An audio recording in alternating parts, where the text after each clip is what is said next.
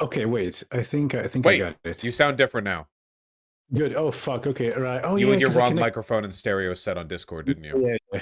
Right. Right. Exactly. Well, I don't do There we this go. often, so yeah. I was on my webcam mic. Fuck that shit. Okay, yeah, that explains it. There we go. That's the Yeah. crisp, yeah, Blue Good. Yeti sound. And you can hear me just fine?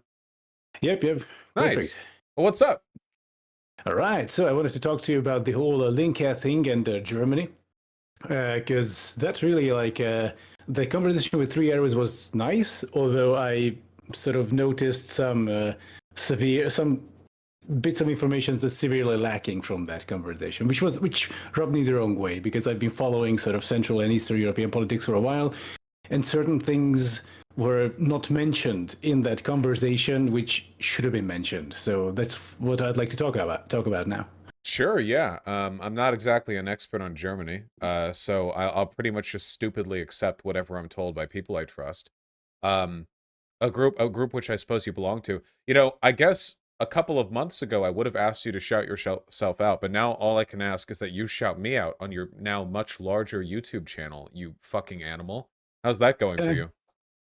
well, I'm a patron of smaller channels. What can I say? I appreciate that. Seriously, I, you blew up. yeah, it's pretty fucking insane. I I know, right?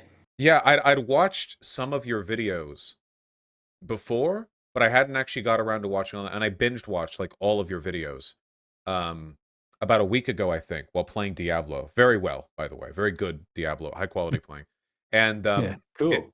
it's not surprising to me that you blew up. You put together like pretty good scripts and edit them together in a really really short length of time. How do you have an editor, or do you put all this stuff together yourself? No, I just do it myself, basically. Like I'm an expert at cutting corners, which works actually really well if you're a YouTuber. And so what I do is basically the backbone, the skeleton of the video is actually a glorified PowerPoint presentation on which I keep building. And so basically I can from start to finish, I can produce a video from like between like 8 a.m. and like 6 p.m. That So that's slaps. like from You're some script to first character on a script to uploading. you're putting out a video essay like every like week to week and a half, which is insane. I think that a Yeah, I lot of like people doing on the it. left, like when we think of like video essays, we think of like Contra, like yes, Queen, once every 6 months, yes, please. But Yeah, like or Sean yeah, Rage Bomber guy. Yeah. it's cool going faster than that, I think. But anyway, I don't mean to distract you. With regards to Die Linke, so just to summarize for chat, because I don't know how many of them were up in this arc, but essentially, late one night, I made some comments about the German left-leaning political party called Die Linke, which literally just means the left. And my statements were, I was temporarily possessed by an impish devil, which possessed me to talk about things that I know nothing about in a very confident voice.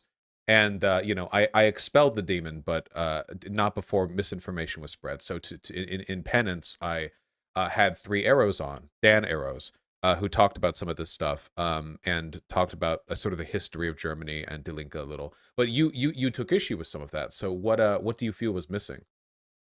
Right. So let me unpack this. First Mhm. of all, like I think, if correct me if I'm wrong, but I think the biggest point of contention with your original take was that you said that there is sort of this Nazgul vortex exchange between the two parties, like the AfD and the Linke, so the far right and the far left, and they didn't really exist. So like there was a big one.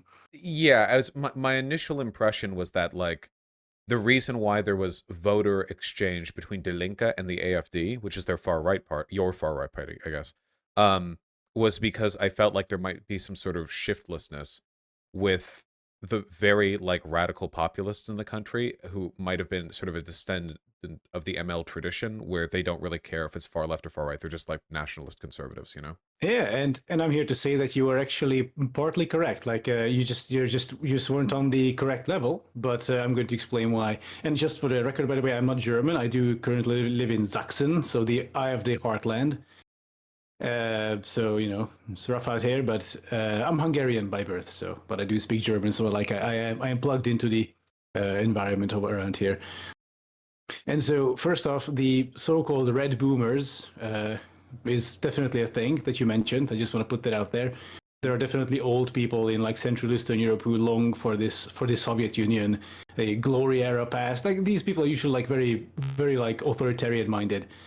But the Linke isn't as much of an old people's party really. The Linke's electorate is actually pretty evenly spread out among the demographics. I can give you some links if you want to. Oh yeah, sure. Yeah, I won't bog it down by reading them now, but yeah, if you could provide anything, I'd love to see it. Oh, like just like graphs and stuff, just to illustrate the point. It's from Tagesschau, and if you go down, it's this magenta thingy. If you go down a bit. Gotcha. So okay, here we go. English. Translate to English. Thank you. Yep. Yankees. Oh, hush.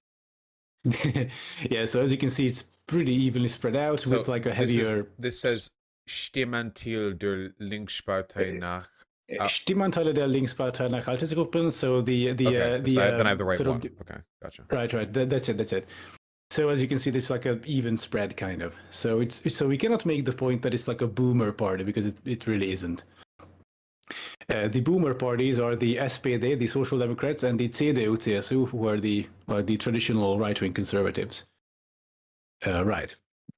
And so my problem actually with so just to circle back to the original point. So my problem with the Three Arrows video really was that I felt like Die Linke was given a pass really, and was treated as this little protest party, which is, leftist, they're silly and awkward, they're a bit incompetent, but their heart is in the right place and they're trying, etc. And then, Three Arrows didn't really elaborate and then just moved on to the AFD. So as far as I remember, most of the video was discussing the AFD and like non-Linke stuff. And I'd like to make the point here that Linke is literal cancer, just like the AFD, and is potentially incredibly harmful to leftism in general because they aren't fucking leftists. Yeah, you can quote me on that. Linke is not fucking leftist, or at least they have this aesthetic of leftism, but and they are super progressive in certain aspects. But then there's this whole other half of the party which I'm going to about which I'm going to talk. I feel like I'm gonna potentially get in trouble for this, because I'm just an idiot passenger. You see, you're in the driver's seat. It's just I guess it's my car because it's the stream. But yeah. Anyway, I just want to say to any chatters that if in case he says anything super fucking contentious, it's not my fault. Okay, but I'm willing to listen. Hit me up. The views of Adam something don't necessarily represent the views of Vaush. So maybe maybe we'll see. Yeah. So just treat this as my input. So of course, different people have different perspectives. So I don't want this to sound like leftist infighting, as in like I'm standing up here and like the Linke aren't the real leftists. I'm the real leftist. No. There's leftist infighting where we're like woke scolding each other or like circular firing squad, but I believe in this case this is not valid because so you were right about the Nazbol vortex, as I said. It's just that it happens on a systemic sort of ideological party level and not on an AfD Linke voter transfer level, and this Nazbol vortex, or like this connection between the two, manifests itself in anti-liberalism and being just generally anti-West, and so gotcha. This is why I worry a bit about Three Arrows, because like I like his stuff. Like I don't know much about him. Like I glanced up on his content. I don't. But for example, in the video he talked about policies around NATO and basically NATO, and without ever mentioning the currently ongoing war in Donbas, fueled entirely by Russia. It's a bit sus. It's an active warfare on European soil, which is currently ongoing, waged by an autocracy against a democratically elected European state. And so NATO is kind of a big deal here because, I mean, without NATO, all right. So it was me. It was a bit sus. That sorry. Go ahead. From an American perspective, as I understand it, support for NATO is really common in the EU because many European citizens are under the impression that by keeping NATO up, which America, largely foots the bill for, we subsidize their military defense, and therefore they can spend more of their GDP on social programs rather than on like a strong defense. Whereas otherwise, like NATO essentially like is a blanket protection they feel from like a lot of Eastern aggression, and it frees up their budgets. That's as I understand it. Like a lot of Europeans feel that way, even like fairly left-leaning Europeans. Well, I don't know if most Europeans have this sort of clarity about it of like, oh yeah, NATO is a good thing because America foots the bill and it frees up our budget. I think it's more of a safety thing and like responding to global challenges. But and here I'd like to make a note that I am favor of a unified European military. Like if you watch my European federalization video, then I absolutely think that the European armies should be sort of consolidated into one big, commonly commanded structure. As long as Turkey's not allowed in, okay? I'm mad at them Yeah. Or unless, or at least until Erdogan is around, who knows? right now. Just checking. Anyway, sorry, go on. Yeah, no worries. So, not mentioning the currently ongoing Russian aggressions in Europe, without when talking about NATO, it's kind of like someone holding a lecture about the founding of America without ever mentioning or alluding to even slavery. At some point you just go, wait, hold on, wait a second, aren't you forgetting something? Wait a second, oh, PragerU, huh? Like is that kind of that kind of energy? With regards to Die Linke's positions on NATO? Well, hold on, let me elaborate. Allow me to read this very brief quote. This is from the opening years of World War II from British so-called pro-appeasement politicians. They tried to, in the beginning, some people had the idea that, okay, if we just appease Hitler, if we just give him what he wants, he'll eventually stop and there's going to be peace on the continent. They were the centrists of the time, basically, or something similar. And so this quote goes as follows. This is after the start of World War II and everything that happened before. So, we need immediate proposals for improving English-German relations. In the League of Nations, the United Kingdom must reject the extension of the sanctions against Germany. A new conference on security and cooperation in Europe must take into account the changed conditions in Europe, involve the USA and Canada, and be prepared on the basis of the League of Nations. We oppose ideas of a quote-unquote regime change in Germany and are against all unproven accusations and propaganda actions intended to fuel hostility between Germany and the rest of Europe. This, of course, does not speak to how we feel about German politics. We take a critical view of the policies of German Chancellor Adolf Hitler, particularly with regard to the domestic situation, but also with regard to Germany's role in international conflicts such as Poland or Czechoslovakia. We do not endorse unilateral partisanship and condemnations, but of course Germany, like the rest of Europe, also follows its own economic and geostrategic interests in its international politics. Crazy, huh? Well, I'm familiar with the language used of the appeasement types, right? It looks pretty fucking bad in hindsight. Well, it looked bad at the time too, I think, but in hindsight, yes. It looks mega extra bad, Are you saying this is kind of comparable to the some attitudes taken towards like Russian aggression? Yeah, and this is where I pulled the rug from under you, because this is actually Die Linke talking about Russia. I just wish to have some of the names and countries. And this is after the war in Donbas, by the way. This is during. Wait. Huh? Okay, wait. What is the war in Donbas? Oh, I'm so glad you asked. So the war in Donbas is eastern Ukraine, basically. So after it's actually pretty amazing. It's ongoing to this day. But what happened in Ukraine in 2013, 2014 was, it was unprecedented. And I'm going to make I'm planning on this massive video essay, which I'm going to put out at some point, trademark. So the gist of it is that it all started with the Ukrainian president at the time, Viktor Yanukovych, not signing the association agreement with the EU, preferring Russia instead. However, because of this, there were a whole bunch of pro-European mass demonstrations, against corruption and everything, because people were pretty fucking, fed up with the government. Because it was like the bottom of the barrel at that point. Yeah. Right, and so this culminated in Yanukovych actually fleeing the country, and this caused this huge instability in the country. There was basically no government, and a pro-Ukrainian, pro-European revolution happened.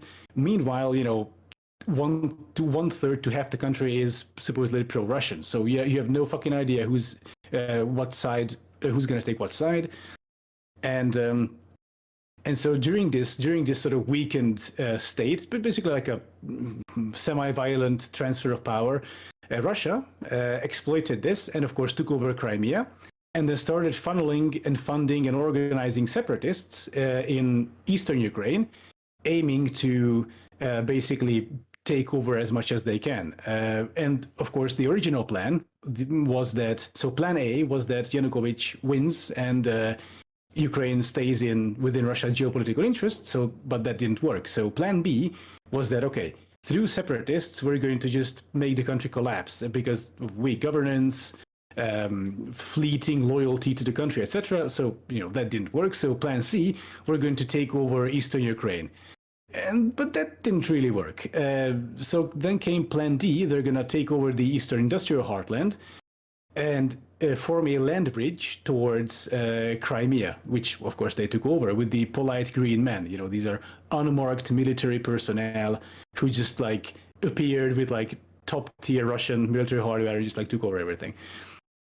This looks like fucking sucks, dude. Okay, I knew some of this stuff, but not all of it. I think. Sorry, I didn't mean to interrupt, but I have thoughts real quick. No worries. Go ahead. Then I can learn more.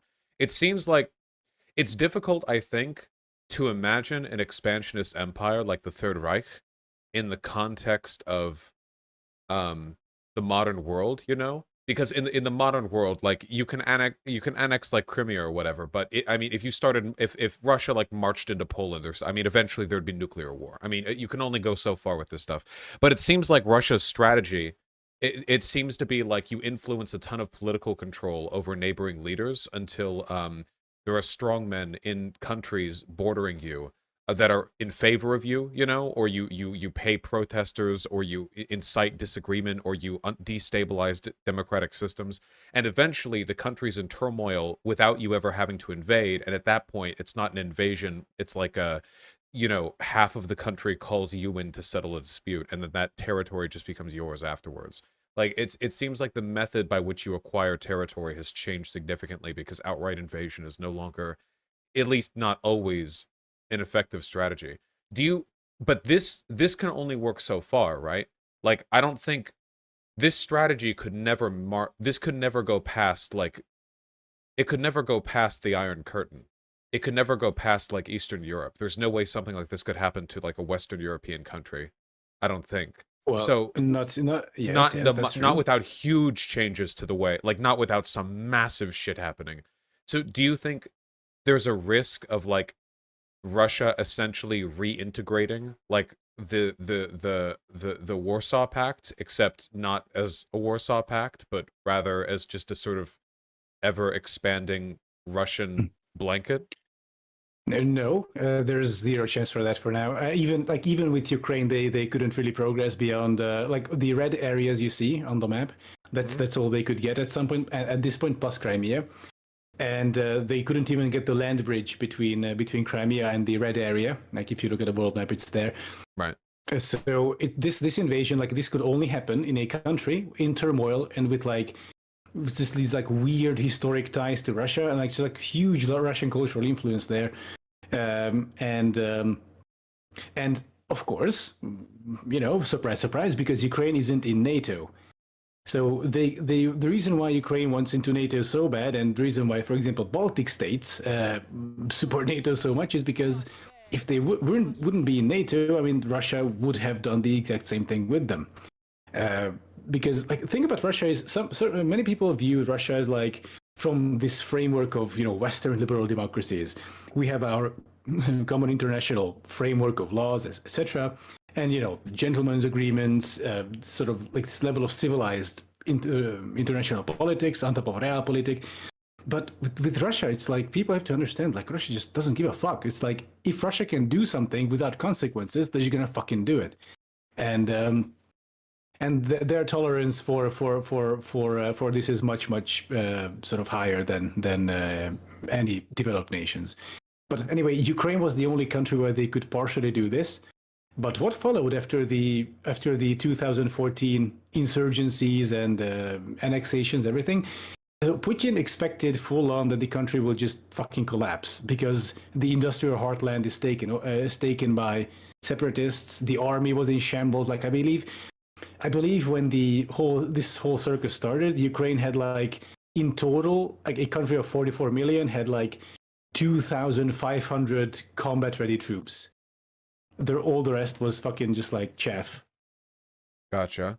And right, and so it's just like it's just like a completely decayed like state of ruin, basically.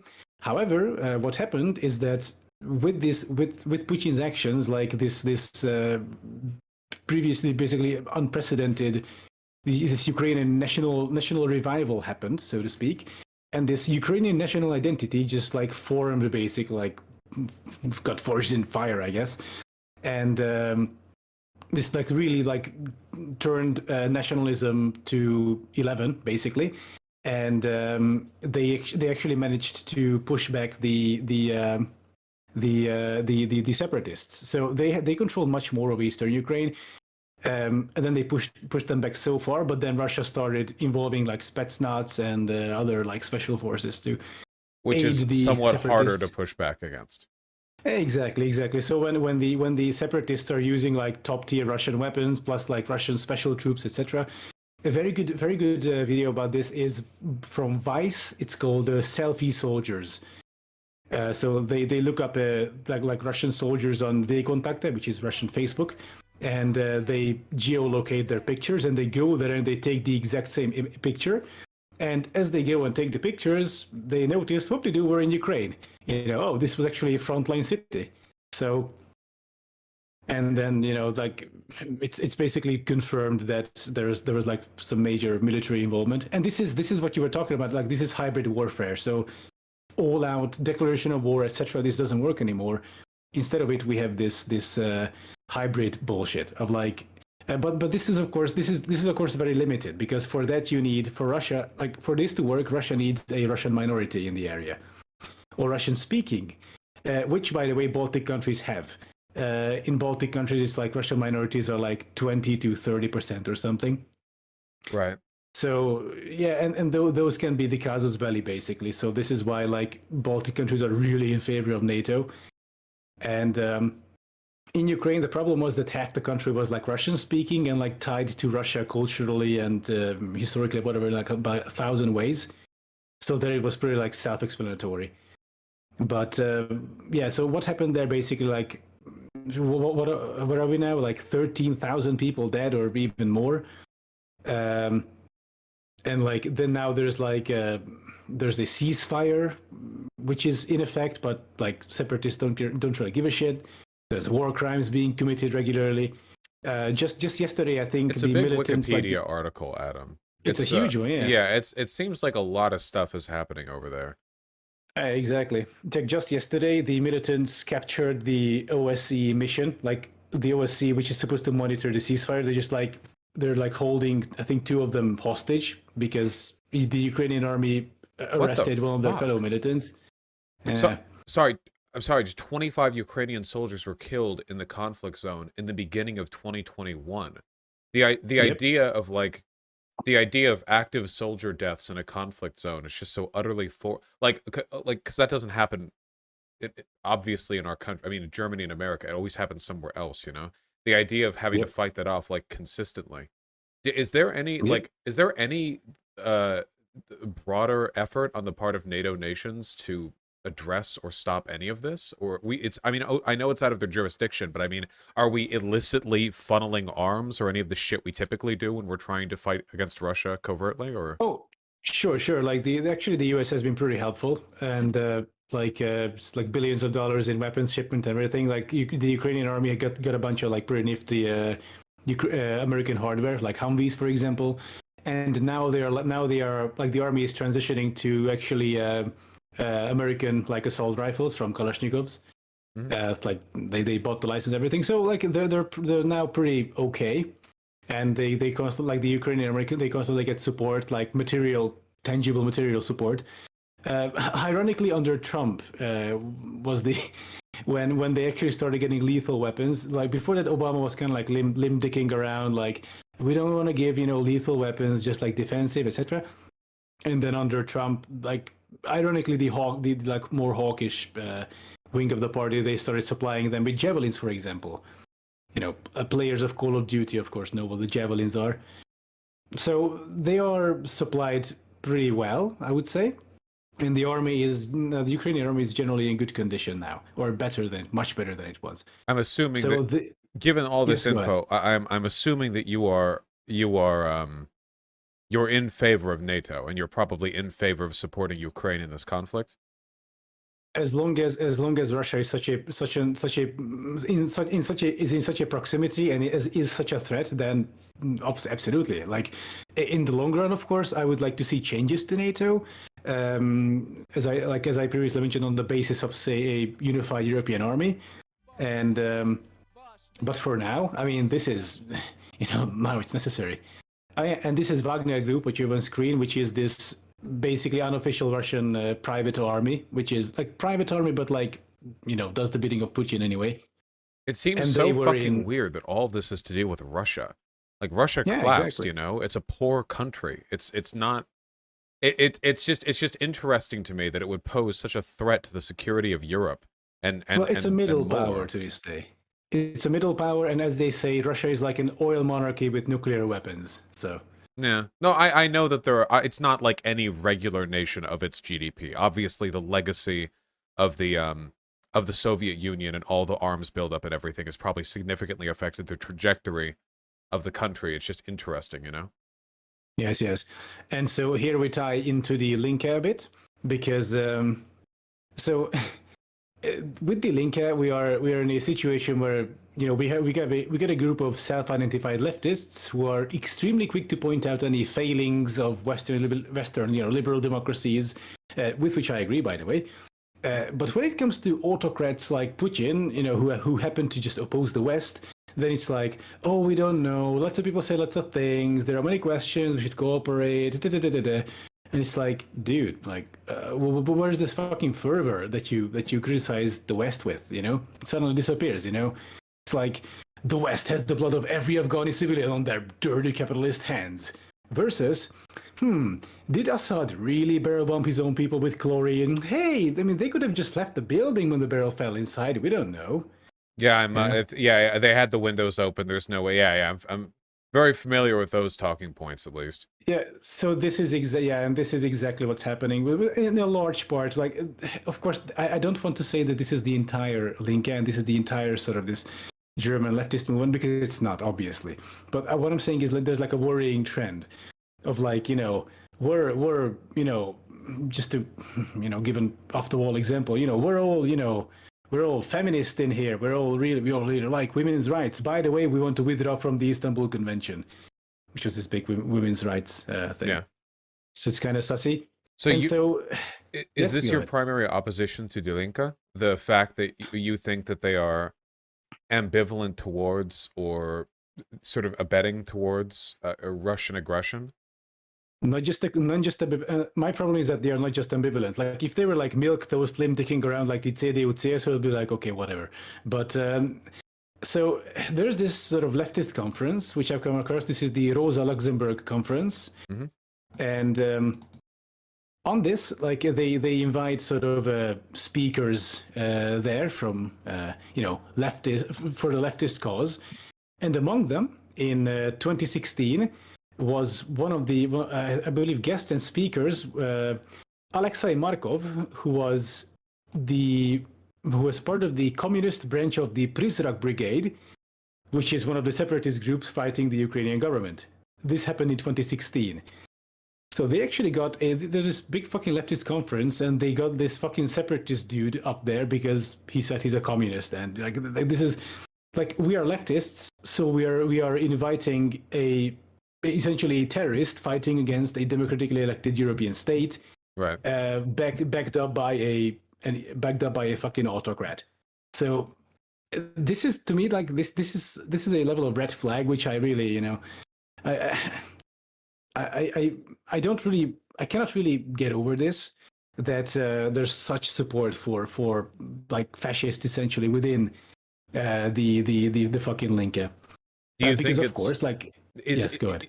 do you think it's like a very vocal minority, or do you think it's representative of the general interest of the party? Because I've noticed that there were a lot of like especially like with online movements on the left, you have groups which are generally favorable, like they generally have good things to say. But because they're not very discerning with the leaders they choose, you'll have the lunatics rise to the top. And those lunatics can be like the Assadist types or the pro-China types or whatever the hell else, like that kind of thing. Do you think it's like a majority, or they're just bad at picking their leaders? Well, question. That's a good question, actually. Like in Germany, in general, is like more milk toast towards Russia than the rest of sort of Central Eastern Europe. But I've heard the fucking like the leadership of the Linke party has said some pretty yaxy fucking stuff, and to the point where like it should be a deal breaker, ideally in a leftist movement. But like when your leader is like, is doing the Assad barrel bomb shit, um, and like, so I feel like that should be a deal breaker if we're like leftists, if we care about people, if we care about freedom and all that. But it's not, like, those leaders are still there. So I mean, this worries me a bit, because how come in a leftist movement someone can make such a fucking statement and then stay in charge. So that might be indicative of some other undercurrents. Of course, I don't see into the Linke party, but I induced from available evidence, and yes, inductive reasoning is not the same as deductive. So I hypocrite, take note. Anyway, Oh, sorry, no, I'm reading up on the Twitter. This is it Jorg Schindler? Jörg Schindler, yeah, and there was another guy. Like, yeah, but he's. Yeah, I'm looking over the Twitter right now, and I'm coming to the startling realization that I don't actually speak German, so it's not Wow. entirely Well, helpful with regards to discerning this right, guy's political views. right click, translate. On every tweet. Doesn't it translate the whole page? Oh, yeah, I guess it does. Sorry, I don't normally debase myself by reading non-English literature. Let me see. Yeah. I doubt that just scrolling through this I'm going to see anything especially bad, especially because a lot of bad stuff is kind of couched in implication, which I wouldn't be able to discern with Google Translate on random tweets. But no, I get what you mean. It would be Yes. it would be like having gray zone types in the leadership of your left party. Very very concerning. Or yeah, or like Assadists, basically, or like people who they don't say that they're Assadists, but like every single political position that they hold, like a geopolitical position in terms of like foreign relations, all of them somehow, just by some fucking miracle, align perfectly with, say, Russian geopolitical interest. And it's anyway. So that's my problem with the Linke, that they really strike me as this like group of like just tankies essentially, who are extremely quick to just latch on to anything that they deem, say, anti-Western, because they oppose Western and bourgeois liberal democracies, and so they end up in a situation where they embrace autocrats. And it's the exact same thing as I think Kraut made a video about this. Oh yeah, I have it here. It's called "Embracing Tyranny to Own the Libs." And this was from the far right of like, there was the women's march, and people were like, oh yeah, dude, these fucking bitches, like if this was in based Russia, the police would have just like tear gassed them off the streets already. So yeah. And then Kraut made the point that, hey, by the way, did you know that fucking in Russia it's like it's incredibly dangerous for women, and like domestic abuse laws were like loosened, and they were like pretty sort of resonant cases of like, like this, what was it, like a Russian TV presenter like beating his wife to death and coming nothing of it, and like some woman calling the local police that her husband was like attacking her, and then police just told her to fuck off, and then she died. And then just like domestic violence just like spiking, male on female. Yeah. And yeah, so So this and this, but this is the political formation that the Linke support really. And when I see their, when I see when I saw their little stickers in this was during the previous elections, when I was in around Mannheim, I saw like, yeah, still leftist, still feminist, and it's like, dude, like you're pro Russia, by the way. Like, did you know that you're a feminist, but like your party is like pro Russia, and like they don't really, they're like pretty like pussyfooting around the Crimea issue, and so which is, as far as I'm concerned, these things are the same as like pussyfooting around the fucking Holodomor or the Holocaust itself. So at that point you have to look at which point do you need to just like be like, okay, wait, hold on, stop, let's clarify a few things, because I think we really fucking need to. Oh, I don't think there's anything wrong with being critical of stuff like that. You know, fuck, what's his name? Guys, who's that modern leftist theorist who's often compared and juxtaposed to Noam Chomsky? He's more tanky aligned. Parenti, yeah, Parenti, thank you. I know that Parenti basically lost faith in Bernie Sanders when Bernie Sanders apparently supported the NATO bombing of Yugoslavia. But if principled left people can't have move their alignments based on people's positions and stuff like that, I think this is a perfectly acceptable reason to be upset. But you've put me in a bit of a bad position because now that I've heard two different opinions, I'm going to have to do independent research rather than stupidly listening to the last person to have spoken to me. Damn. Yeah, I know. Well. Why the fuck would you? Why? All right, I have enough on my plate, okay? Jesus, I'm trying to get up hardcore barbarian in Diablo 2. Do you Right. Who did you vote for in the most recent elections? I cannot vote in Germany. I have a Hungarian citizenship. Oh, that's right. That's right. Yeah, in... you're not. Yeah, okay, gotcha. Yeah. Yeah, but I would have voted for the Greens, actually. Like, if anyone is looking for like a trustworthy sort of leftist party which actually opposes autocrats, then Greens in Germany. That would be it. Did you what's the citizenship process in Germany? Do you intend on becoming a citizen, or are you just there sort of temporarily? Or... I'm there for the time being, and then I'll be back in the Czech Republic. So I'm pan-European like that. Gotcha. What about the I know that there are a lot of neo-Nazis in Ukraine, right? Are they like the other faction that would be taking over were it not for Russia's presence in the east? Or like, what is there like a good really faction pan to take over Ukraine, or no? It already happened, actually. Yeah, of course. Like so Ukraine so far had how they had two elections ever since this circus started. And the first election was sort of like born in fire, so to speak. So at that point, people just elected whoever the fuck was pro-European and anti-Russia. And that man was Petro Poroshenko, who was a Ukrainian oligarch. He has this like giant like food enterprise and everything. He is corrupt as shit. I don't like him, but he was like a civic nationalist. But like to his credit, he took Ukraine, like he sort of took Ukraine out of the crisis.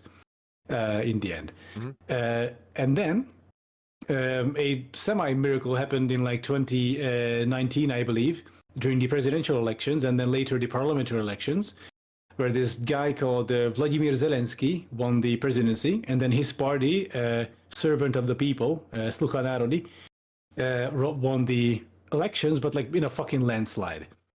And Zelensky himself is like, I think he won like by the biggest margin in the history of Ukraine, and he himself is like he came from outside of politics. He campaigned on like anti-corruption, populism, etc. Right. And he actually like he's Jewish, by the way, so it's that anti-Semitism I don't think really plays part here. And to this day he's in charge, and I think he's doing a fair enough job, all things considered. But with regards to the Nazi thing in Ukraine, there is certainly an element of that, like the Azov battalion, as we all, most of us might know, who are familiar with the issue. The Azov battalion is comprised of like these far right, ultra nationalist, etc. People. But the thing is, like outside of Ukraine, these groups, like that group, doesn't really have a reach. And the reason why they get so galvanized and so uppity is because, I mean, their fucking country is under attack. So if you're an ultra nationalist, fond of weapons, fond of that sort of stuff, and then a foreign country invades you, I mean, that's part horrifying and part wet dream, like finally. It's like the secret thing you've been dreaming about.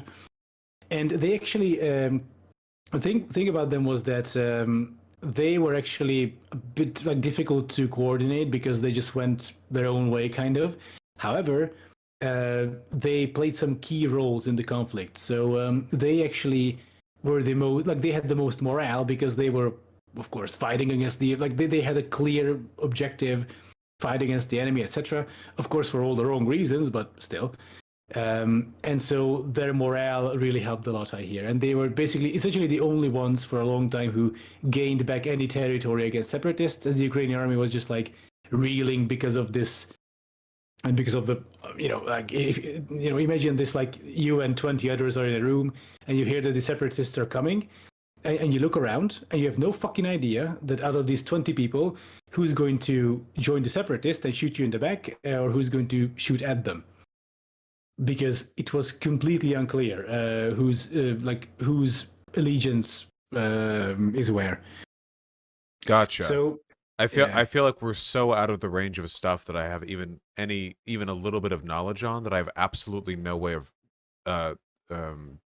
like I have no intuitive opinion on any of this. I would have to do a lot of research, I guess. It wouldn't hurt for me to learn a little bit about the fucking powder keg that is everything in between Germany and Russia anyway.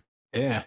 If you're interested, then there's this great video series. Like Vice News had I think 2 videos are like which are super great, which are during the actual revolution and protests.